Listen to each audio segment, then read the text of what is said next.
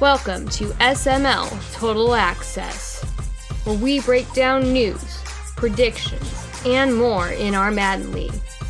Now, let's get fired up for SML football. Hello and welcome back to SML Total Access. I am Primetime 000, and with me as always is Tiny Titan and Dan He. What's going on, fellas? What's going on, man? Oh, Not much, man. Just ready. let's go ahead. Let's get right into it, boys. First down, as we know, Total Access, we don't waste time. First down is kind of a trending topic in the SML. Trades are kind of a big deal. People say that certain guys get away with certain trades, other guys don't. Some guys can't make trades. Can you guys kind of elaborate on what your thoughts are just on trades in general, maybe how they should be conducted, what makes a good trade, what makes a bad trade, or just your thoughts on trades in general? Let's start with you, Dan.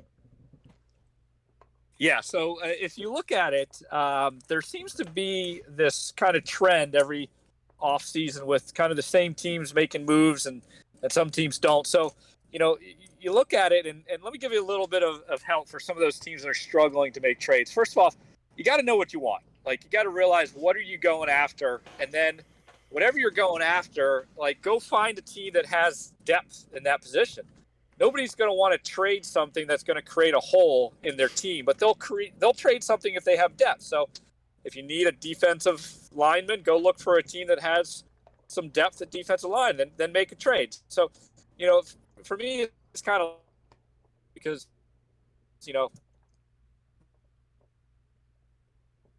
some teams are out there doesn't make one move. Well, name names like Faz, and he, complains about not getting the D line, and he's talking about getting all these. What they want. The bad teams just sit and chat and get petty and complain.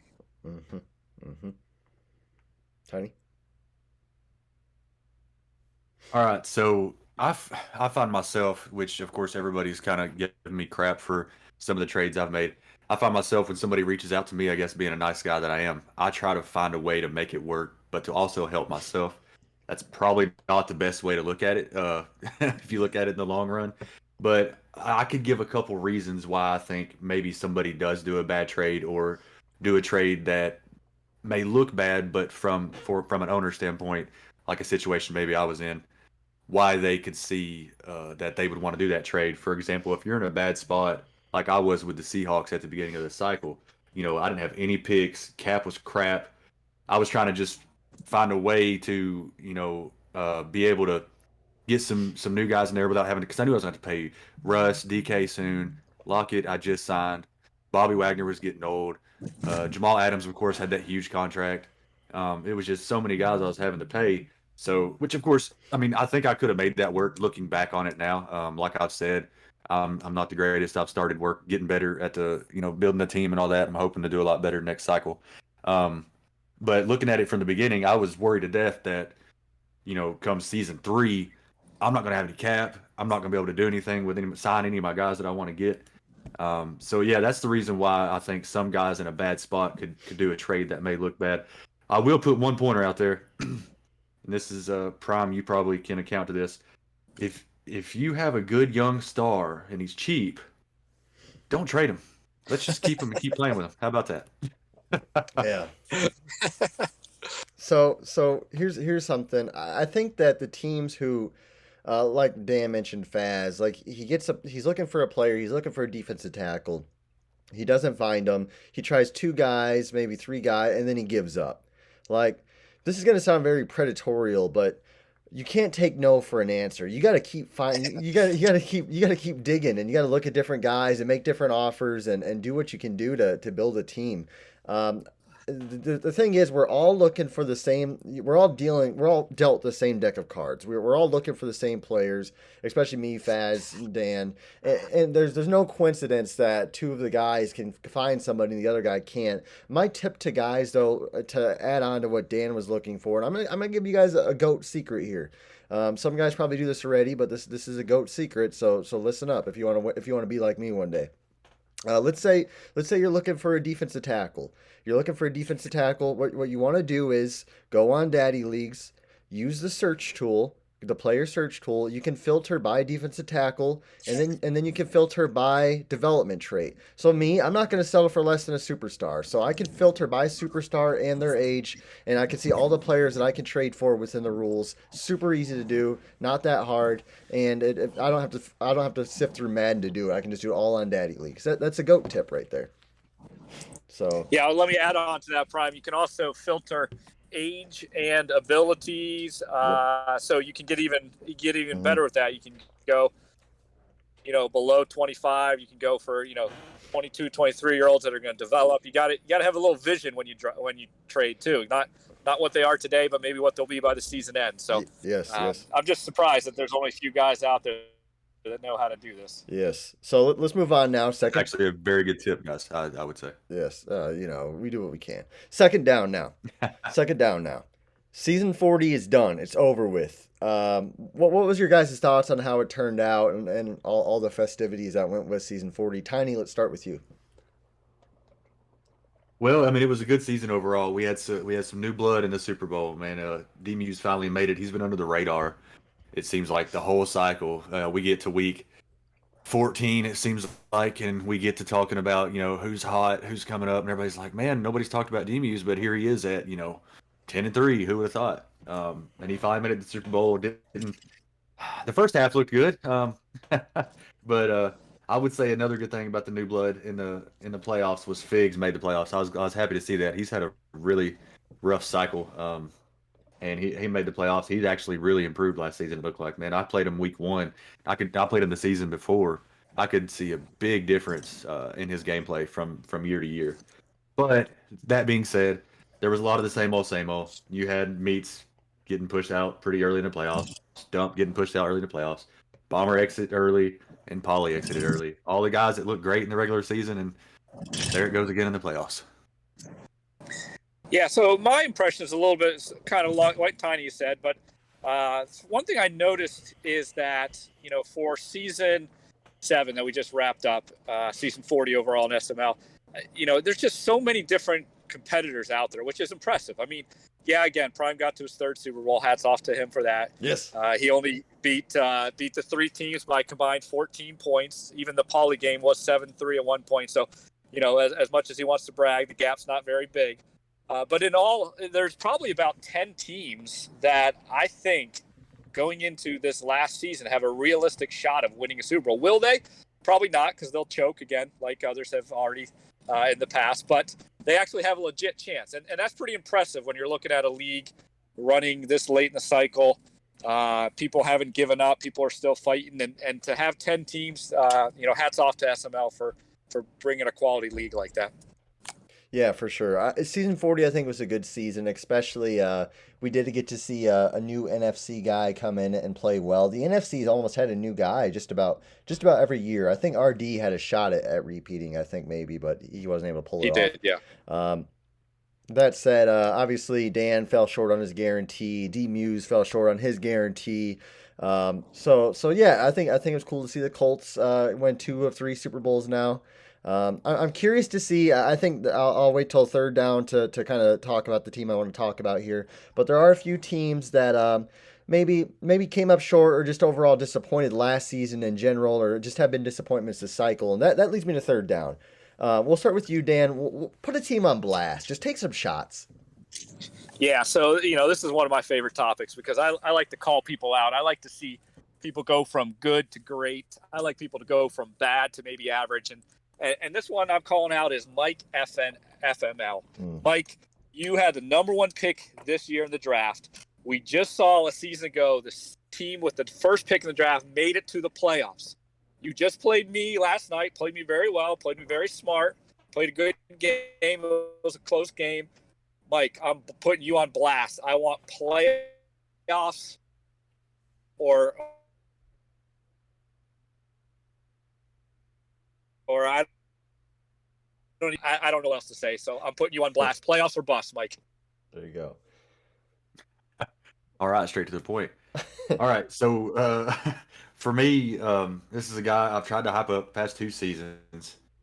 He looked awesome last season, fizzled out in the playoffs.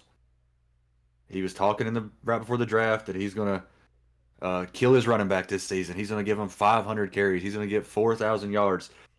He was beating me 17-0 in the first quarter. I threw 2 interceptions in the first quarter. And then what happened? Tell us. And I came Tell back and us. won by double digits, let's man. go. Come on, Dump.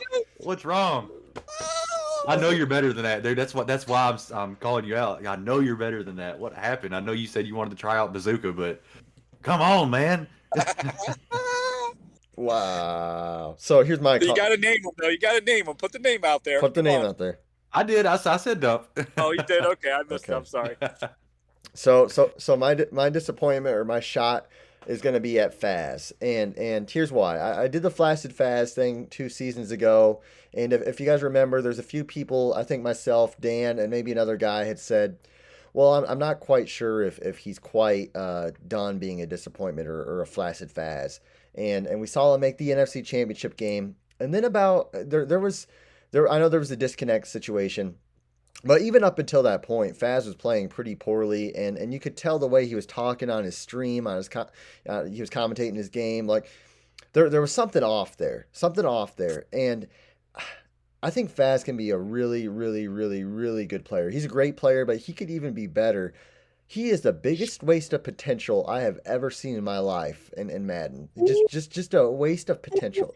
He's like the Jamarcus Russell of the SML, but he's actually good. But it just makes me sick. It makes me sick. Jamarcus Russell. Yeah. Just trash. He's just trash. That's all I got to say. What do you guys think? Was that a little too harsh? Did I come on a little strong? I was going to go more like, Peyton Manning can't win the big game, and then he finally done it. Something like that maybe. But Jamarcus Russell? Yeah, I mean, Jamarcus Russell didn't actually win anything. I mean, Faz has won something, but I get it, though, because, you see moments in Faz that I don't think too many people in the league could do, like some of the stop and go, some of the moves. He's got all the right pieces. He's got the right X factor. And then I'm telling you, man, I still can't get beyond the fact that Rowan should have beat him the season before. Yeah. He shouldn't even have one Super Bowl title right now. Yeah, I should have beat Rowan. I agree with you, man. It's sad. So let's move on now. I kind of gave a tip already, but we're gonna give another tip. Shout out to Coach Pauly. Tip of the week. Let's start with. I think it's Tiny, but correct me if I'm wrong. Yeah, that's fine. So mine's pretty simple, man. If you're, and I've learned this myself, of course, losing a lot every season. But if there's a guy that keeps beating you, and there's something you can't figure out, like, why can I stop this? What's a good way to stop this? What's some kind of concept I can do? Ask. Like 90% of the guys in this league will help you, and I know it's crazy to do because we're all competing against each other, but I promise you, man, there's probably 6, 7, 8, 9 guys I've talked to in chat that have given me pointers on stuff and tried to help me out a little bit. And I think I don't know how true it was, Prime, that you said you talked to Figs or whatever. But apparently he's talked to some people last season, and look what happened to him. He went from 0 wins to 8 wins. I mean, how does that happen in one season, man? So just if you're struggling, ask somebody. Even if somebody that's maybe only winning 8, 9, 10 games a season, maybe they're not winning Super Bowls, but that could help you win some games if you're having some troubles. And just before you go, to add on to Tiny's thing, Don't just ask, but listen. Like there's a difference between like asking and then immediately refuting it, and then actually absorbing it and then trying to make your own adaptation to that. But anyway, that's a good point, Tiny. Yeah. Dan, what do you got? Yep. Yeah, no, that's excellent, man. And I mean, my DMs are always open. I'd love to help people out, even if I'm competing with them, like I help Prime all the time. Anyhow, my number one tip this week is know the type of defensive line that you're facing and the abilities. So I don't know if a lot of people know this, but if someone has inside stuff and you're going against them, if you double team them, it kind of slows down the inside stuff. Also, I don't know if you know, a trap play won't let inside stuff activate. If you're playing against someone that has the edge threat, you can double team them. You can also run power moves, which will go against the no outsider. So these a defensive line has, there's ways that you can counter it. Then if you're the defense and if you notice a defense or an offense is doing that a lot, start sending blitzes, because if they're double teaming your inside stuff, they're not going to be able to pick up the middle linebacker. So every game of Madden has a game within itself. Take your time. kind of see what they're doing, see who they have, learn the counters to whatever abilities you're facing. Yeah, that's a good point. Wish I would have done that for the first 3 quarters of the Super Bowl, and that kind of leads me to my that leads me to my point is find a way to find your composure in a game. It's so easy to let things snowball, and you throw a pick, you're like, oh boy, here we go. Madden's at it again. Madden's on its Yeah. stuff again, or a fumble happens. I think if you're gonna have a comeback like Tiny did, even yesterday, you gotta have a point where you think, okay, hold on, like I just gotta get a score here. What is he doing? And let me find, like Dan said, let me find a way to combat that. For example, I was in the Super Bowl. I was a wreck in the second quarter and the third quarter, but I got the ball back. I'm like, okay, let me get a score. Let me get the stop. And what is he doing? Inside stuff. Let me do a double team and let me run to the opposite side even. Let's see what happens. And it works. It's just so hard to find your composure. That's the difference, I think, in good players and great players is composure. And if you're looking to get to that next level, find out. Maybe you're just getting too worked up in the middle of a game, and that's clouding your judgment. That's what I got. But Yeah, I was going to bring up that point. Last night in that game, like here I am, all hyped up new season, and then in the first quarter I throw 2 picks. I'm like, here I go again. What is wrong, dude? Why do I keep doing this crap, making bad decisions? And then, like you said, just take a deep breath, run the ball a little bit, calm down, just get back to what you know. I'm not one to give big tips on stuff like that, but that's what helped me yesterday. Just stop. I get ball at half. I'm down 17, score once. That gets you right back into the game. yeah. So it sounds like Dan's committing a murder on his end of our podcast. I apologize, everybody. Killing birds. Sorry, I was just trying to hide from my dogs for a second. So let's move on now to the to the extra point. The Tiny Five. Tiny, what do you got? All right, so we're early in this season, so we're not going to do a top 5 of standings right now because we have 16 guys that are 1-0. But so Dan had a good point. Let's do top 5 moments of the cycle so far. And I had a tough time coming up with 1 or 2 of them, but I had some examples come to me. But so at number 5, this is a big deal and kind of off the wall. Not really doesn't have anything to do with anybody playing games, but premier first and goal. I mean, how awesome is that? I mean, I don't Great know show. if there's even a Madden league that has came up with anything like that. Like, it is so cool. And props to Bomber, man. He does so much stuff like that, and I don't know how much time it takes to do that. He's probably really good at it. It doesn't take him too long to do it, but it's really cool, and I'm glad to be a part of it anytime I can be a part of it. Number 4, I'm going to have Figs making the playoffs, man, because, like, how awesome was that to see a dude, like, I think we 0-16 twice. Yeah. And he comes in and had a must-win game, week 17, and had to win it. He went out there and basically blew the doors off fans, man. He went out there and just had a great game. In 3, I'm going to have Dan going undefeated twice. Now, he didn't win those Super Bowls, but he went undefeated twice. I mean, I don't think anybody else has went undefeated this whole cycle, so it's pretty impressive. Thanks, Tiny. Thanks, Teddy. That means a lot to me. At number 2, oh, sorry, Dan, I'm going to hurt your feelings. Your fat finger. Oh, man. Yeah, that was a sad day, man. And then at number 1, Prime, go ahead, get your goated up, licking your eyebrows. You become the first repeat champion of the cycle. I had to. He's the repeat champion. What are you supposed to do? Let's go. Tiny, that's actually a pretty good list. There's not too many I can argue with that. Yes, even though I got to suffer up with the fact that Prime's sitting there at number 1. Maybe I'd put first and goal at number 1 over him, but I can't argue. At least your fat finger got you at number 2 on the list. It's fitting that Dan comes up short against me once again. Oh man, it's just the story of this guy's poor life, man. It's so sad. So just stay complacent. Stay complacent. That's all I gotta say. Stay complacent. So, all right, guys, that was SML Total Access. I'm Prime, the Go 18-time champ. That's Dan, the primetime runner-up, and Tiny Titan, Tiny Titan, the dump dominator right now. Tiny Titan. Let's go, baby! NFC West champion, Tiny. Future Super Bowl representative in the NFC, Tiny Titan. Guys, this is Total Access. SimMaddenLeague.com. Thanks for listening to all Dan's shenanigans, slamming doors, shooting birds, whatever else he's got going on. Anyway, you guys have a good night.